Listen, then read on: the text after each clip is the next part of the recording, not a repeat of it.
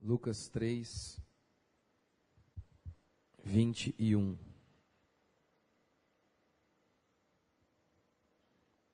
Vamos ler.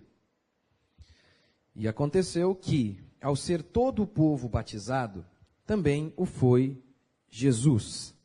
E estando ele a orar, o céu se abriu, e o Espírito Santo desceu sobre ele em forma corpórea como pomba. E ouviu-se uma voz do céu: Tu és o meu filho amado, em ti me comprazo.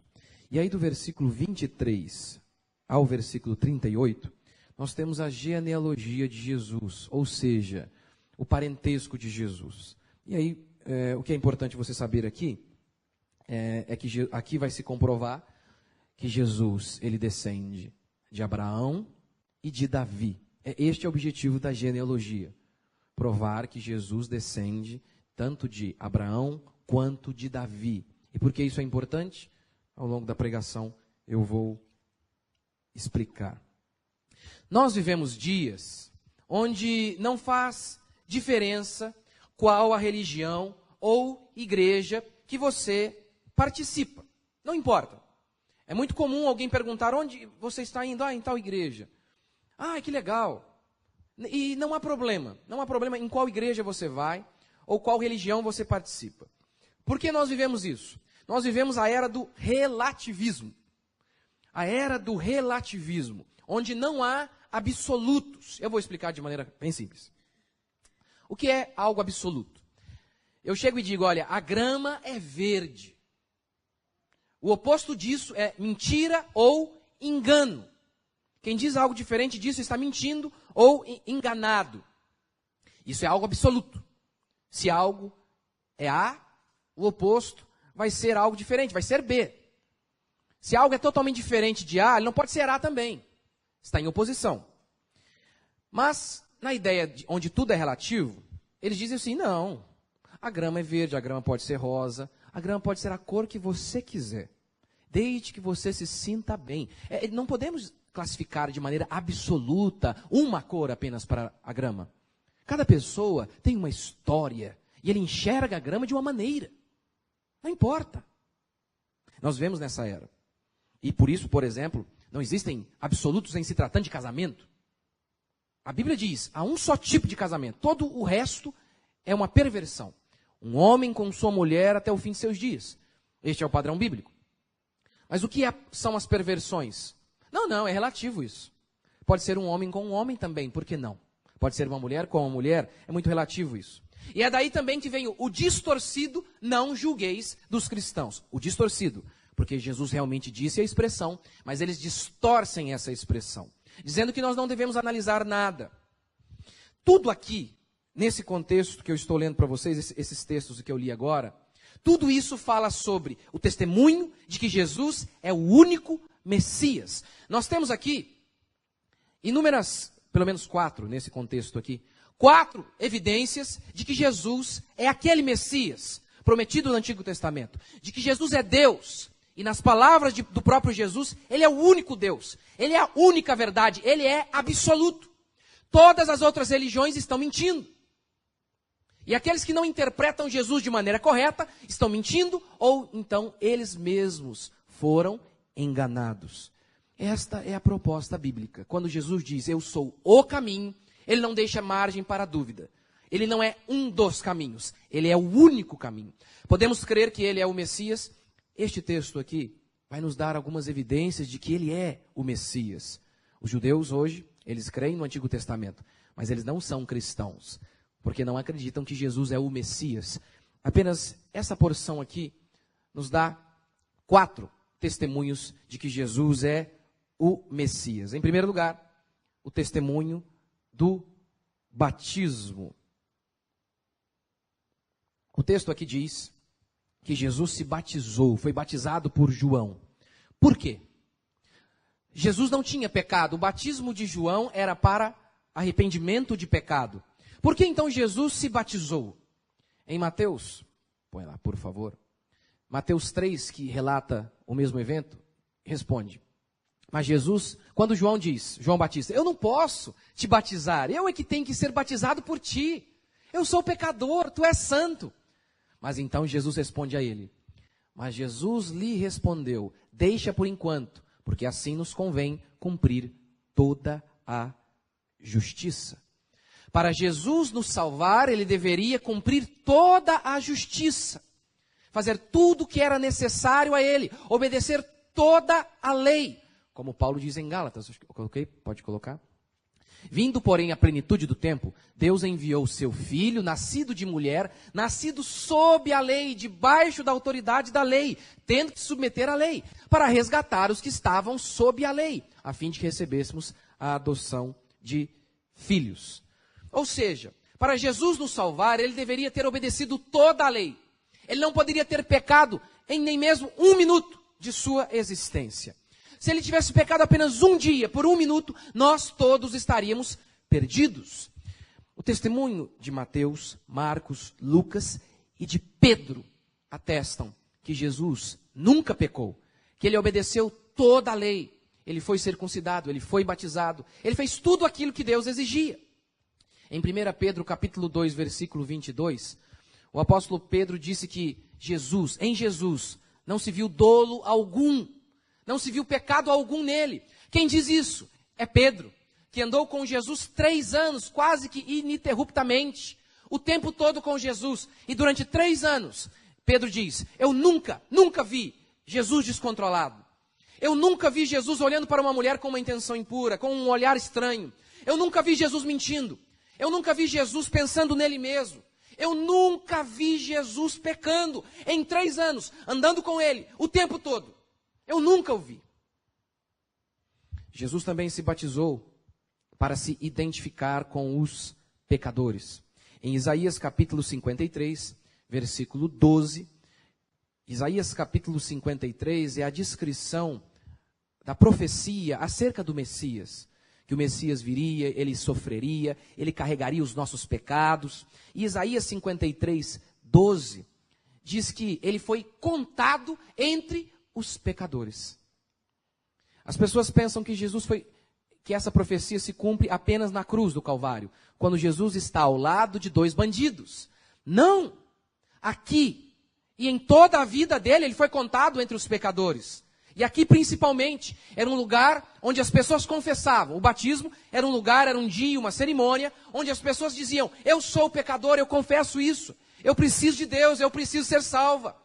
E ali estava aquele que não tinha pecado algum entre os pecadores. É por isso que a Bíblia diz que Jesus pode ser o nosso substituto. Você se lembra do Antigo Testamento, quando um bezerro era oferecido em lugar do ofertante? Quando um ofertante trazia um bezerro, ele colocava suas mãos sobre o bezerro, como que dizendo: ele está me substituindo. Eu não vou morrer, ele vai morrer em meu lugar. Mas a Bíblia anuncia que aqueles bezerros não podiam fazer isso de fato. Aquilo era apenas um símbolo do verdadeiro cordeiro que um dia viria. É por isso que a Bíblia diz que Jesus pode nos substituir legalmente. Que Deus pode nos salvar na pessoa de Jesus de maneira justa. Deus não é injusto ao nos salvar. Por quê? Porque Jesus Cristo é o nosso substituto legal. Ele cumpriu toda a lei em todos os dias de sua vida. E por isso nós podemos ser salvos. Ele pode se identificar conosco. Segundo testemunho de Jesus,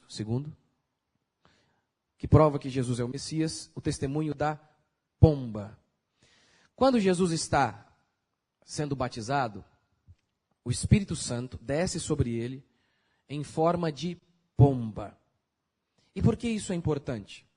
Porque a Bíblia diz que em João, capítulo 1, versículo 33, que João afirmou o seguinte: eu não sou o Messias, mas Deus me disse que o Messias é aquele que, quando eu ver o Espírito Santo descendo sobre ele, este é o Messias. Deus me deu um sinal para que eu não tivesse dúvida alguma acerca do Messias. João diz isso. Marcos, Mateus, os evangelhos confirmam esse testemunho de João Batista. João Batista confirmou: eu tenho certeza de que Jesus é o Messias. Tanto que ele aponta o Messias, ele aponta Jesus para seus discípulos. Ele diz para seus discípulos: está vendo ele?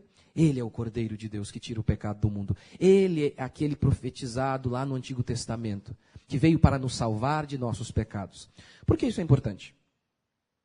Quem é que diz que Jesus é o Messias?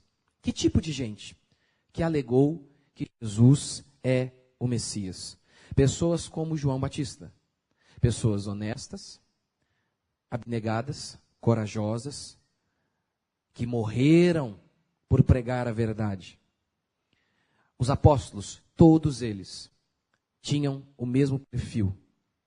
Eram homens corajosos, homens honestos, que em sua maioria, todos eles morreram pobres, não ganharam nada ao pregar o evangelho, pelo menos nada em se tratando das glórias e das riquezas deste mundo. Paulo, em 2 Coríntios capítulo 11, do versículo 13 ao versículo 28, ele está debatendo com falsos apóstolos. E ele está dizendo, eu é que sou apóstolo. E sabe uma das marcas que provam que eu sou apóstolo? Os meus sofrimentos. Eu trago no meu corpo as marcas de Cristo. As marcas de que eu sou apóstolo. Quais são essas marcas? Os sofrimentos. Ele foi chicoteado. E dentre um dos sofrimentos que ele diz que confere uma marca a ele, do seu apostolado, está a pobreza. Ele diz, eu fui pobre, sou pobre, eu não tenho nada. Eu, inclusive, passei por um momento em minha vida onde eu não tinha nem mesmo roupa para vestir. E ele diz, esta é a prova de que eu sou apóstolo. O que isso tem a ver? Porque ele cita tantos sofrimentos e cita a pobreza como prova de que ele era apóstolo. Apóstolo significa enviado, testemunha. Ele, junto com os 12 apóstolos, eles eram testemunhas de que Jesus era o Messias. Junto com João Batista também. Eles alegaram, ele é o Messias. Nós temos certeza disso. João, porque viu o sinal da pomba. Os discípulos, os apóstolos, porque viram Jesus morto na sexta e ressurreto no domingo. Então, essa pomba aqui é um símbolo do testemunho desses homens. Esses homens estão nos dizendo, olha, Jesus é o Messias, eu tenho certeza. Mas quem diz isso? É João Batista. Quem diz isso? Quem diz que Jesus é o Messias? Aqueles apóstolos. Homens que perderam tudo por alegar isso. Que perderam seus bens, que perderam suas famílias e no final foram assassinados. É o testemunho desses homens, representado aqui por meio da pomba, que nós temos acerca de que Jesus é Deus. De que Jesus é aquele prometido no Antigo Testamento, desde Gênesis. Esta é a diferença de nossa fé para tudo que existe aí. De vez em quando as pessoas dizem, não é? Não, as religiões são todas iguais. Não são. A fé cristã é única. As pessoas dizem inclusive o seguinte, eles sabem que existem pesquisas que provam que pessoas que acreditam em alguma coisa têm uma predisposição a enfrentar muito melhor as doenças, por exemplo. Quando a pessoa tem fé, ela tem ânimo. Então ela consegue se recuperar melhor das enfermidades. Isso é fato comprovado. Então, as pessoas dizem, está vendo? Creia em alguma coisa. Não importa o que você crê. Creia, porque religião faz bem. Mas esses próprios intelectuais que dizem isso, creia, eles não acreditam que a sua fé é verdadeira. Eles dizem, olha, faz bem. Não é a verdade, mas não tem problema. Não importa. O que interessa é que faz você se sentir melhor, não é? Dá propósito à sua vida. Então creia em alguma coisa. Mesmo que seja uma mentira. Essa é a ideia. E, infelizmente, parece que até alguns cristãos têm essa ideia. Eles acham que é tudo igual, que todas as igrejas são iguais. Diz que é crente, pronto. Não, um fala A, o outro fala o oposto daquele. Eles se contradizem. Mas ainda assim, aquele cristão diz, não importa. O importante é que vocês estão falando alguma coisa de Deus. Um fala o oposto do outro, mas está todo mundo certo. Não é verdade. Não é verdade. A fé cristã é única, a Bíblia é única, há uma só igreja verdadeira, a igreja de nosso Senhor Jesus Cristo. Há muitas denominações que fazem parte dessa igreja, que é uma igreja invisível, mas há muitas igrejas que falam o oposto do que as verdadeiras igrejas falam. E elas não são de Deus, elas não são verdadeiras. Há um testemunho único, a fé cristã é única. Jesus disse, eu sou o caminho, não um dos caminhos. Terceiro testemunho de que Jesus era o Messias, o testemunho do próprio Deus. O texto diz aqui, e Mateus e todos os evangelhos confirmam a mesma coisa. Mateus, Marcos e Lucas. Que no dia que Jesus foi batizado, ele ouviu uma voz. Você sabe, Mateus, Marcos e Lucas são evangelhos chamados de evangelhos sinóticos, porque são semelhantes. Se você já leu, você nota, fala, mas por quê? Eu lembro no começo da minha fé cristã, eu perguntava, por que a mesma história novamente? É a mesma história. E aí eu ficava lendo, aí eu lia de novo, mas por quê? É a mesma história.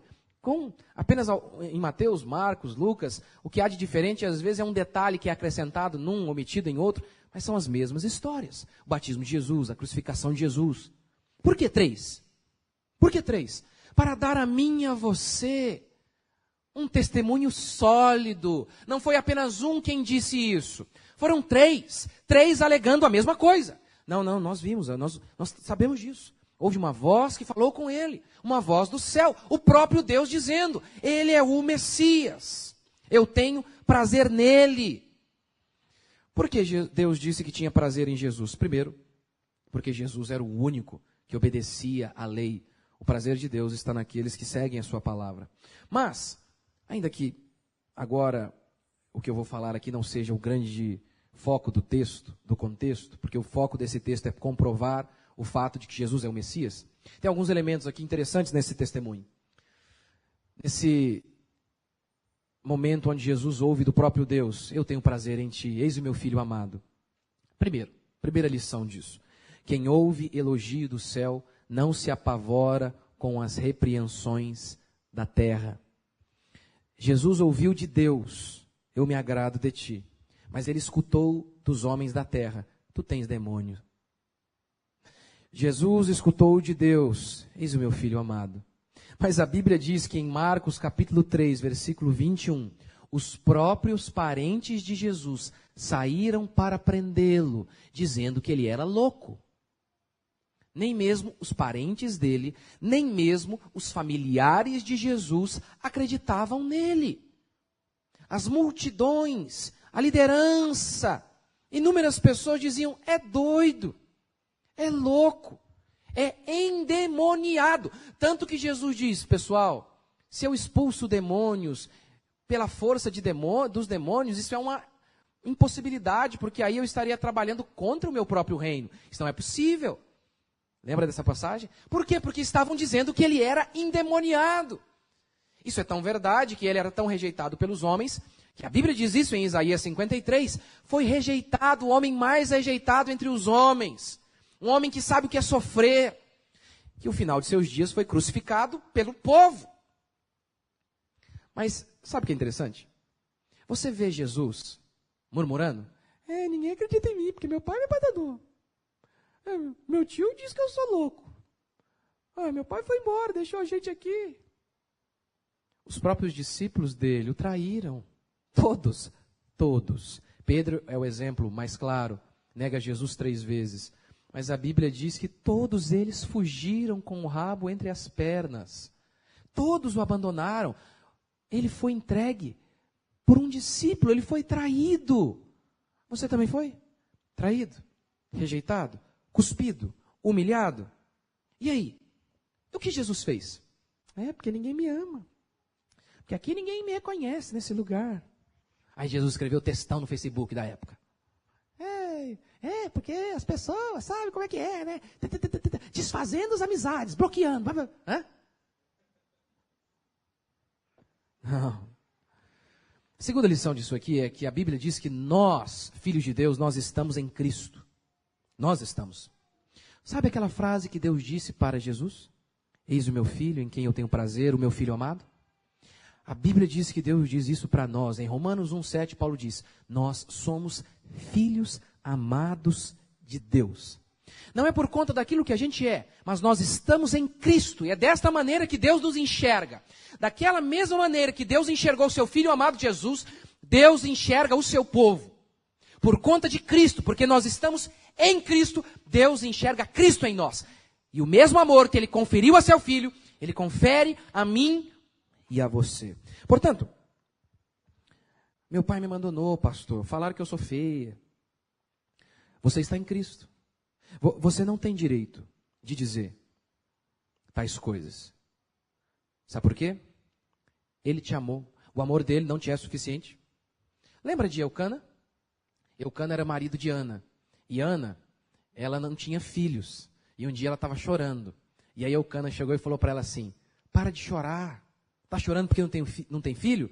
Mulher, eu não te sou melhor do que 10 crianças. E casar com um homem desse, hein, irmã? Você não precisa de filho. Eu sou melhor que 10 crianças, mulher. Esse homem, pelo amor de Deus. Eucana estava enganado. Mas o Senhor, quando diz isso para nós, não está. Eu te sou melhor do que qualquer outro amor que você não teve na vida. Eu te sou melhor do que qualquer outra coisa que você não possui na vida. Porque aquilo que eu e você possuímos em Cristo é infinitamente maior do que aquilo que nós não temos na vida. É isso que esse elogio de Deus nos diz. Nós somos amados do Pai. Em terceiro, o que esse texto nos diz é a bênção de Deus no meio da humilhação. Você consegue perceber que este aqui é um momento de humilhação para Jesus? Jesus está sendo contado entre os pecadores. Jesus é Deus, irmãos. Ele não tem pecado algum. E ali está uma multidão de pessoas confessando pecados, batizando, dizendo: eu sou pecador. Eu me prostituía. Eu adulterei. Durante toda a minha vida eu roubei pessoas, eu enganei, eu menti. Eu nasci em pecado. Eu sou podre. Eu sou pobre, cego e nu. Não há bem algum em mim. Miserável homem que sou. Era isso que aquelas pessoas que estavam sendo batizadas estavam alegando. E ali estava aquele que nunca adulterou. Ali estava aquele que era impecável. Ali estava aquele que era o rei da glória, o criador dos céus e da terra, se inclinando diante de um pecador chamado João Batista. Você consegue perceber o tamanho da humilhação que Jesus estava passando? Mas aí, no dia da humilhação de Jesus, o céu se abre. E Deus diz: eu estou com você. A minha mão é sobre você. A minha bênção é sobre você. Isso é interessante porque eu e você, nós pensamos um pouquinho diferente do texto. Nós pensamos assim: ganhei um carro. Ou você ora por um negócio, uma casa, e milagrosamente você consegue comprar a casa. Geralmente o que você pensa? Agora eu sei que Deus me ama. Agora eu vejo, parece o céu se abrindo. Foi o que aconteceu ali, né? No dia da humilhação de Jesus, o céu se abre. A gente não. A gente acha, como um sabor de mel, né? No dia que eu tiver bem aos olhos do mundo, aí eu vou saber que Deus me ama. Aí parece que o céu se abriu. Não. Neste mundo, nós inúmeras vezes vamos passar por humilhações.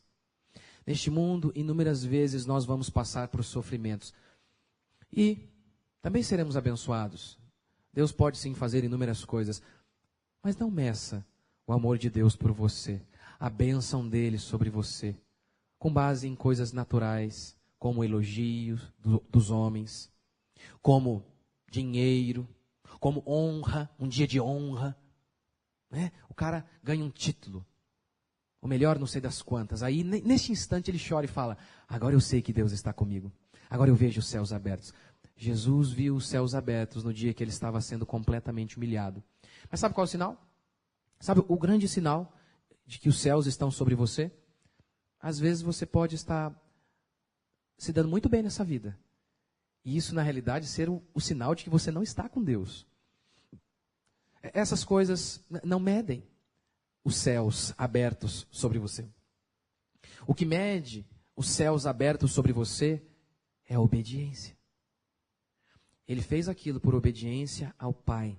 Ele se humilhou por conta do que o Pai dizia. Portanto, você pode, como Jesus, estar entre pecadores ou no meio, entre dois bandidos, sendo cuspido, humilhado, sofrendo torturas, sofrendo humilhações das mais terríveis, e o céu aberto sobre você. Você pode estar enfrentando dores terríveis, um sofrimento com um filho, um sofrimento em casa, e pensando, eu sou maldito, eu acho que Deus não me ama. Será que Jesus pensava isso? No dia da cruz? Deus não me ama. Como permitiu que eu fosse cuspido, humilhado e completamente torturado? Como Deus permitiu que eu estivesse entre pecadores? Eu, o Rei dos Reis, o príncipe de toda a terra. Eu fiz João. Agora João vai me batizar? Eu criei João, eu dei vida a João. Eu o fiz. Porque eu sou o autor da vida. E agora João me batiza? Que humilhação! Não. Naquele dia, Deus abre o céu e diz, eu estou com você. Eu estou com você. Veja mais um exemplo. Estevão. Estevão estava sendo fiel a Deus, estava obedecendo a palavra de Deus, pregando a palavra de Deus. E o que acontece? Veja. Ele pregava para os judeus. Ouvindo eles isto, enfureciam-se no seu coração, rilhavam os dentes, sabe? Roçando um dente no outro, de ódio. Rilhavam os dentes contra ele.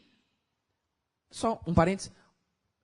Um pregador verdadeiro, ele tem que provocar isso em algumas pessoas. As pessoas têm que querer matá-lo. Não porque ele foi ignorante, não porque ele desrespeitou ou faltou sabedoria, mas porque ele simplesmente pregou a verdade. É o que acontecia com Estevão e com todos os outros profetas. Rilhavam os dentes contra ele. Mas Estevão, eu gosto disso. Mas, qual era a situação dele? Os homens querendo matá-lo com pedras na mão. E o mataram, apedrejado. Como o mundo via, com ódio. Mas, no momento em que ele estava sendo apedrejado, veja o que acontece. Mas Estevão, cheio do Espírito Santo, fitou os olhos no céu e viu a glória de Deus e Jesus que estava à sua direita e disse, eis que vejo os céus abertos. E o Filho do Homem em pé à destra de Deus. Talvez Deus estava dizendo o que para Estevão? É meu filho amado, eu tenho prazer em você. Que coisa? No dia... E aí, o texto seguinte, o versículo seguinte vai dizer que Estevão foi apedrejado naquele momento. Os céus abertos diante de Estevão, ele vê a glória de Deus, Deus fala com ele vê Jesus, o céu se abre. Mas aqui na terra estava tudo fechado. Aqui, os homens com pedras nas mãos, Deus de braços abertos para Estevão. Então lembre-se disso, meu irmão. Não meça a sua vida com base em seus sofrimentos. Não pense que as dificuldades que você enfrenta são um sinal de que Deus nos abandonou, de que nós não temos a bênção de Deus. Deus manifestou a bênção dele sobre seu Filho Jesus no dia de seu sofrimento e de sua humilhação. No dia de uma das suas maiores humilhações, foi o dia onde o céu se abriu e Deus disse, a minha bênção está sobre você. Não desanime. Quarto testemunho de que Jesus é o Messias, a genealogia de Jesus. Aqui na genealogia, você vai reparar que ela termina no versículo 38. Leia comigo. Cainã, filho de Enos, Enos, filho de Sete, e este filho de Adão. Por que a ideia de remeter Jesus a Adão? Em Gênesis 3,15, veja o que diz. Ouça o que diz. Porém, inimizade entre ti e a mulher, entre a tua descendência e o seu descendente. Este te ferirá a cabeça e tu lhe ferirás o calcanhar. Vou explicar. Deus diz para a serpente, o diabo, você vai ferir o descendente da mulher. Quem é esse descendente? Jesus. Você vai feri-lo, ele vai morrer. Mas ele vai te destruir ali também, naquele dia. Uma profecia acerca da cruz de nosso Senhor Jesus Cristo. Uma profecia dizendo, o Messias vai vir, ele vai salvar o povo. E ele vai vir da descendência de mulher. Só que você talvez não parou para pensar a impossibilidade disso aqui. Dessa profecia. O quão assustadora foi essa profecia. O homem pecou. E a Bíblia diz que a partir de Adão, todos os outros seriam pecadores também. Todos. Todos nasceriam em pecado, como Paulo diz em Romanos 5,12. Adão pecou e a morte passou a todos. As pessoas já nascem em pecado. como surgiria alguém sem pecado dentre os homens? Como? Como essa profecia seria cumprida? De que maneira? Nós sabemos. Mas agora, consegue perceber o tamanho da dificuldade? É porque Deus se fez homem. Em segundo lugar, a genealogia fala sobre Abraão. Ela diz, ela aponta aqui, ela mostra que no versículo... Deixa eu achar aqui. Cadê o Abraão? Abraão, onde você está, Abraão? Se alguém achar, me ajuda. Lucas 3, 24? 34. Judá, filho de Jacó, Jacó, filho de Isaac, Isaac, filho de Abraão. Por que era importante que Jesus fosse descendente de Abraão? Porque a profecia messiânica dizia que ele viria de Abraão, que o Salvador de todo o mundo deveria vir de Abraão, de nenhum outro povo, a não ser do povo judeu. Tinha que ser do povo judeu. Jesus era judeu. Mas olha a dificuldade disso. Em Gênesis 12:3, Deus diz para Abraão: em ti serão benditas todas as famílias da terra. De ti vai sair aquele que vai salvar todo o mundo. Sabe o único detalhinho aí? Abraão já era bem adiantado em anos. Tinha quase 100 anos. Ele era estéril, sua esposa também.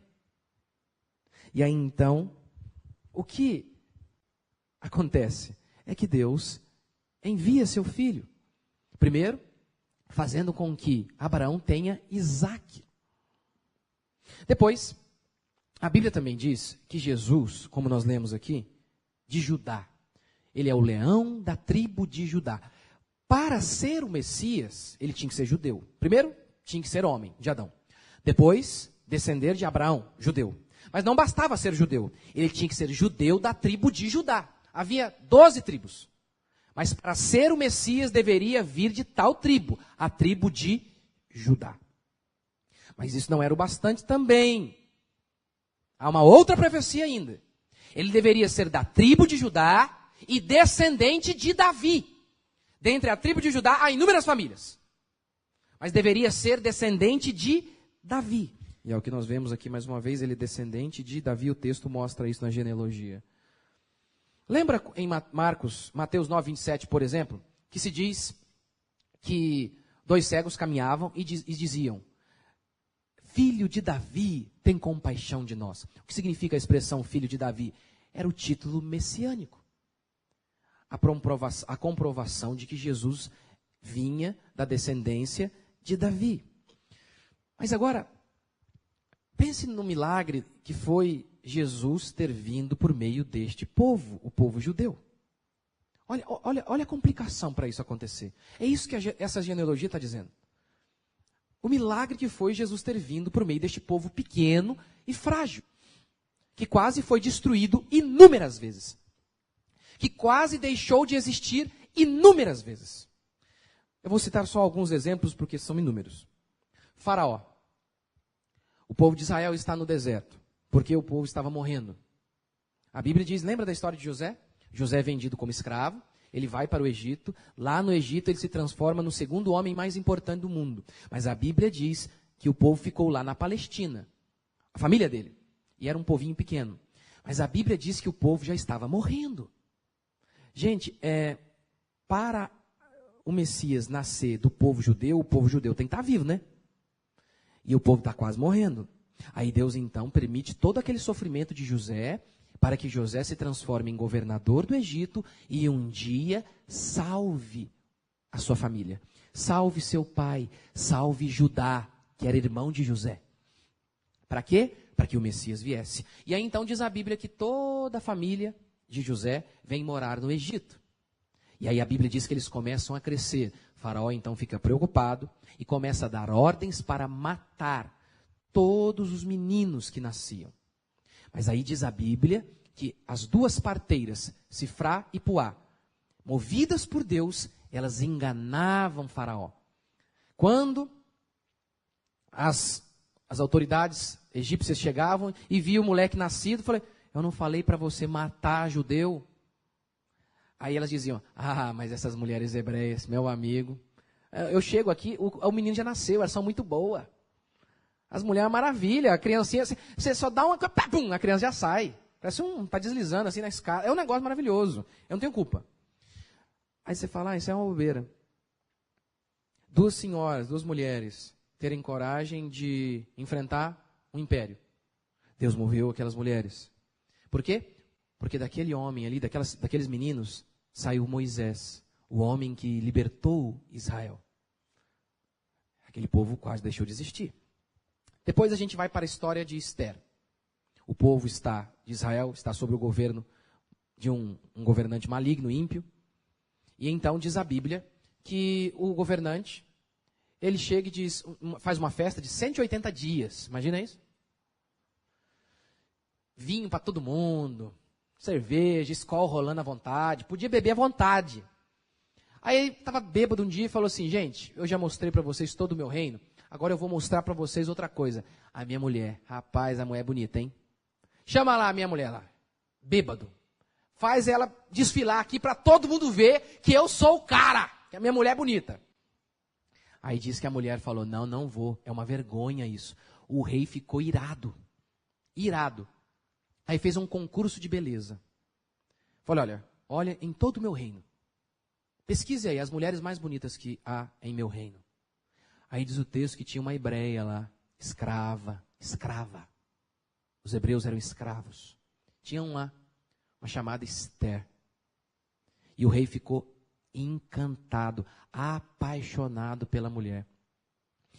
Primeiro ficou 1 ano embelezando a mulher.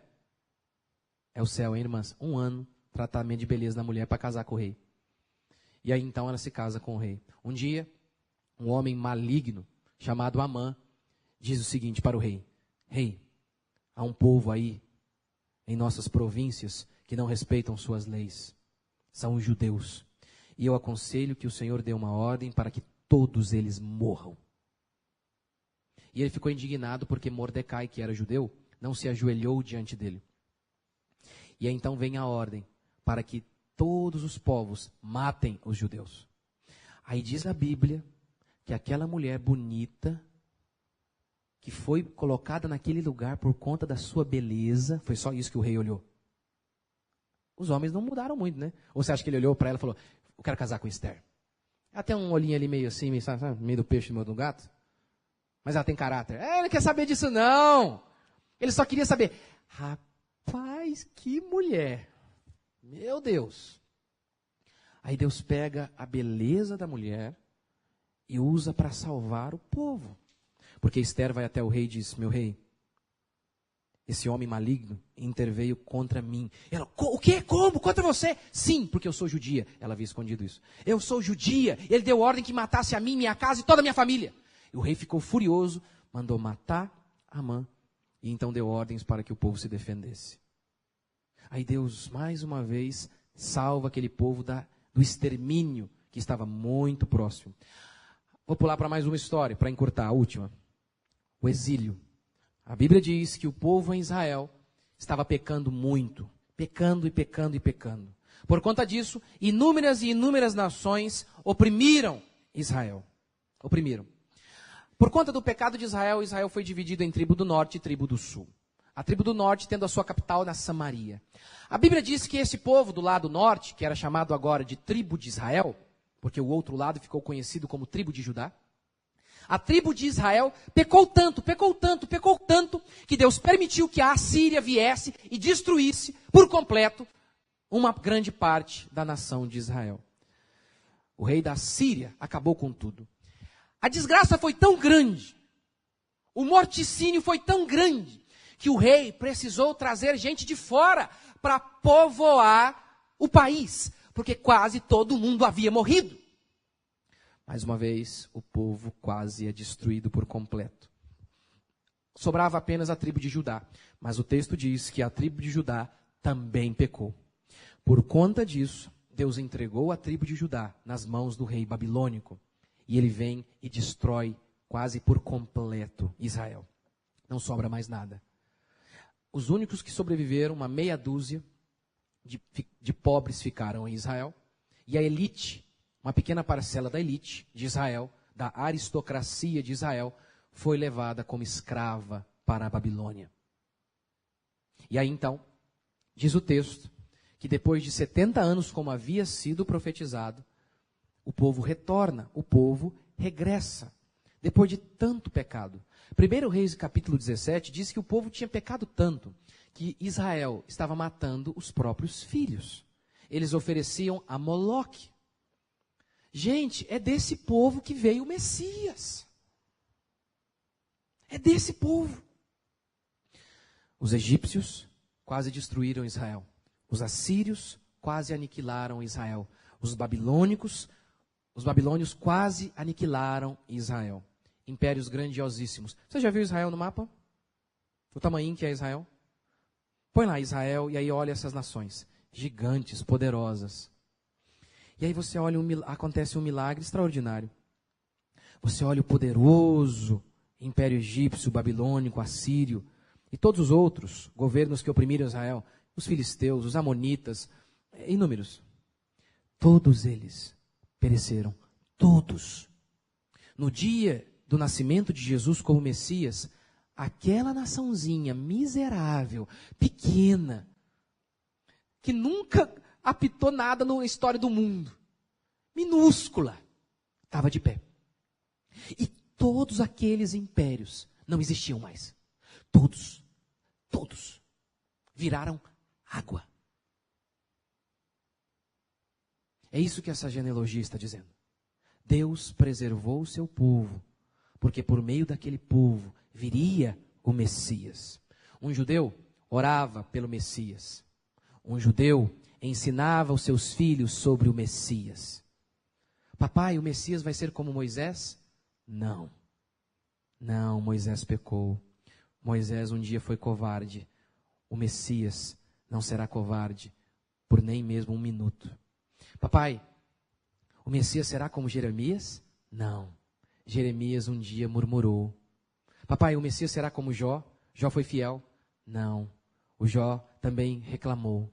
O Messias não vai reclamar nem um dia de sua vida. Papai, o Messias vai ser como quem então? O Messias vai ser como ele mesmo é, Deus. E ele vai vir para nos salvar. E eles oravam todos os dias pelo Messias. Eles esperavam por séculos a vinda do Messias. E esta é a boa nova do Evangelho. A palavra Evangelho significa boa nova. Qual é a boa notícia do Evangelho? Que o Messias veio. A mensagem do Evangelho não é tão pobre e miserável como os pastores modernos querem nos fazer crer. A mensagem do Evangelho não é sobre casa na praia. A mensagem do Evangelho não é sobre ser um sucesso aos olhos do mundo. A mensagem do Evangelho é muito mais rica do que isso. É muito mais rica. A teologia da prosperidade, ela é mentirosa, não porque ela promete muito.